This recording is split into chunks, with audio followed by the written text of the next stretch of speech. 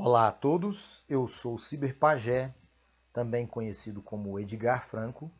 Eu sou artista transmídia e professor e pesquisador na Faculdade de Artes Visuais da Universidade Federal de Goiás, onde eu também atuo no programa de pós-graduação em Arte e Cultura Visual e coordeno o grupo de pesquisa Cria Ciber, Criação e Ciberarte. Estou aqui para apresentar brevemente para vocês o meu artigo O Binarismo Anticósmico, por uma poética artística transmídia crítica ao extremismo contemporâneo. Esse artigo eu inicio ele falando um pouco sobre o universo ficcional em que nasce o conceito de binarismo anticósmico, que é um conceito que eu subverto ele a partir das poéticas que eu exemplifico no contexto do artigo. Então, o binarismo anticósmico é um conceito poético que nasce para estruturar algumas de minhas obras artísticas transmídia, que tomam como base o universo de ficção científica em constante expansão, a aurora pós-humana. Ele é composto por narrativas em múltiplas linguagens e suportes que trazem em seu teor o chamado deslocamento conceitual, definido pelo escritor norte-americano Philip K. Dick. Quando o criador desloca o tempo, a gnose e a tecnologia para um futuro hipotético para, na verdade, tratar de questões contemporâneas. Assim, esse deslocamento conceitual produz mundos virtuais que são simulacros artísticos do potencial da tecnociência e também baseado na persistência e importância dos aspectos transcendentes. A tecnognose, um conceito de Eric Davis.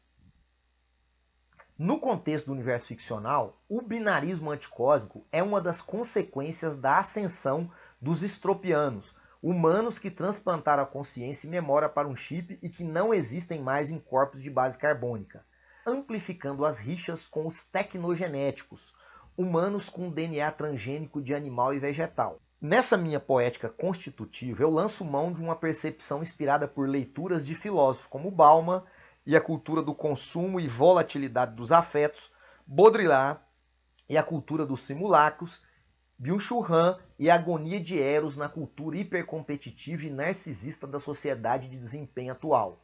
De artistas também como Roy Ascott e a sua concepção de telenoia, realidades virtuais e vegetais e cultura pós-biológica.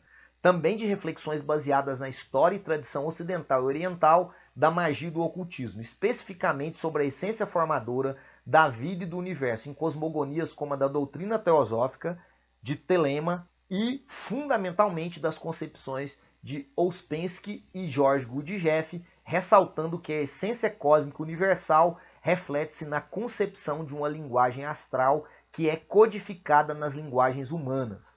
A poética nasce de um ponto de vista artístico individual, de minhas observações empíricas, estudos de filosofia e magia e da minha experiência cotidiana como artista.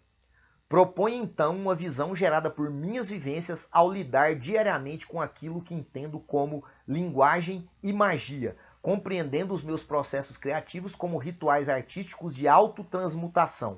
Portanto, o que apresento aqui como binarismo anticósmico não é uma tese científica nem mesmo filosófica.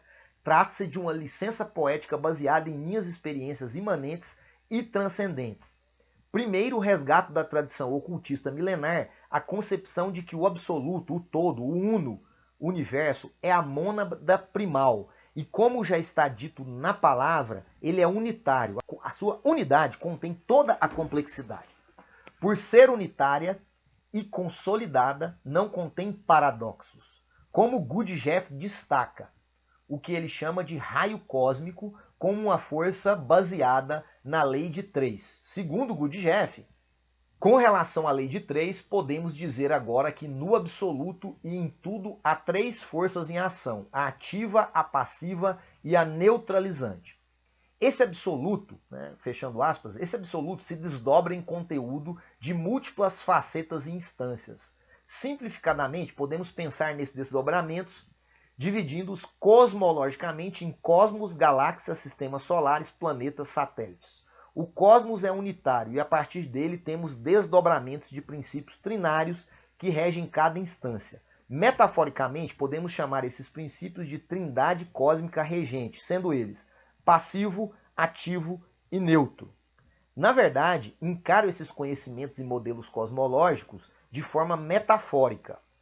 O mais importante é observarmos o 3, a trindade, como base de todas as linguagens cósmicas. Assim, ao negá-la com o binarismo estruturador da linguagem digital, estamos em um caminho anticósmico. Assim, a galáxia tem sua linguagem interna que é, por exemplo, reproduzida em muitos sistemas transcendentes. O triângulo astral, a Santíssima Trindade, o Trimurti hinduísta, etc. E essa visão milenar arcaica comprova-se em certa instância até pela física moderna, que desdobra o átomo em uma trindade composta por elétrons, prótons e nêutrons, e também por teorias que tentam abarcar toda a complexidade das linguagens, como no caso a da tríade peirciana da semiótica. O 3 é a base, e o 3 pode gerar um fluxo de outras complexidades, como a quaternária linguagem do DNA, mas não pode ser reduzido a 2, pois a unidade cósmica salta do uno, 1, para o 3 na complexidade galáxia. Assim, o binarismo existe como simplificação de uma percepção aparentemente dualista da realidade por parcelas da humanidade, mas não como essência. Conclui então que todo binarismo é essencialmente anticósmico, pois estrutura-se só nos polos opostos sim e não, e ignora a terceira via, o neutro. Percebe-se que a linguagem binária do digital, que compõe hoje a estrutura dominante da comunicação humana, traz em seu íntimo um reducionismo anticósmico, antinatural, o apagamento das zonas cinzas, o extremismo, a hiperpolarização. Isso está diretamente conectado à essência dessa linguagem antinatural.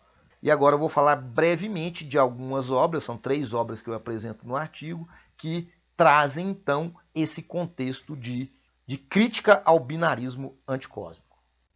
Licanarquia. Trata-se de uma narrativa de aventura e ficção científica em quadrinhos publicada na forma de um álbum com 80 páginas pela editora Atomic. A obra encontra na expressão poético-filosófica dos quadrinhos sua essência fundamental, conectando o lobisomem oitentista do mestre dos quadrinhos Toninho Lima à minha Aurora pós-humana. Mas, acima de tudo, Licanarquia é uma história sobre solitude, amor incondicional, justiça e resignação, criando uma conexão profunda com os tempos estranhos em que vivemos, apresentando o binarismo anticósmico como uma das causas responsáveis pelo colapso final da aurora pós-humana e propondo a reconexão com a natureza, mesmo em uma biosfera degradada, como o único sentido para retomar o prazer pelo viver. A outra obra é o ato performático Quilombote, que aconteceu no dia 24 de novembro de 2019, em uma performance do Posthuman Tantra, que aconteceu no Espaço Ruptura no evento Cyberpagelanças 2. O ato Quilombote trata das buscas transcendentes através da reconexão com a natureza proporcionada pelos enteógenos e experiências de estados não ordinais de consciência, e a libertação do binarismo anticósmico extremista que caracteriza a contemporaneidade, que faz os seres humanos viciados em redes sociais agirem de forma binária e maniqueísta como as máquinas, tornando-se robôs de carne. A performance crucifica um aparelho celular que grita em desespero para não morrer e é destruído por um martelo ao final pelo monge psicodélico enteogênico, refletindo também sobre as tensões contemporâneas entre tecnologia acelerada, hiperconsumo, hiperinformação e a sexta extinção massiva de espécies no planeta.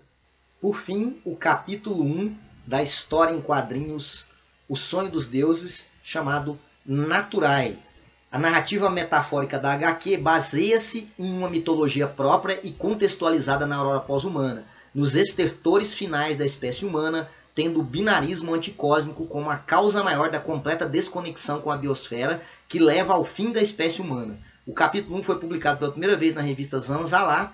Ele mostra o personagem monge transhumano encontrando a deusa Naturae, a natureza. Nesse caso, representada por uma árvore desfolhada e aparentemente morta. A HQ foi produzida a partir de esculturas manuais no estilo chamado HQ Escultura ou Escultura HQ. É isso. Um forte abraço do Cyberpá! Magé!